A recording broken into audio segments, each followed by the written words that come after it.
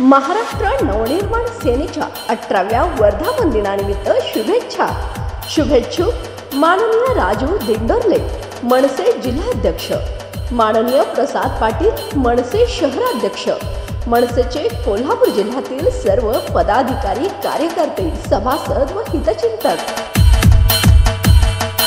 मुख्यमंत्री माझी शाळा सुंदर शाळा स्पर्धेत विद्यामंदिर माळवाडी शाळेचा प्रथम क्रमांक आला असून यासाठी त्यांना 3 लाखाचं पारितोषिक आमदार विनय कोरे यांच्या हस्ते प्रदान करण्यात आलं। या स्पर्धा शिक्षण विभाग, पंचायत समिती शिक्षण विभाग व जिल्हा परिषद कोल्हापूर यांच्या संयुक्त विद्यमाने पन्हाळा येथे आयोजित करण्यात आल्या होत्या। या कार्यक्रमासाठी आमदार विनय कोरे व संबंधित विभागातील अधिकारी मोठ्या संख्येने उपस्थित होते।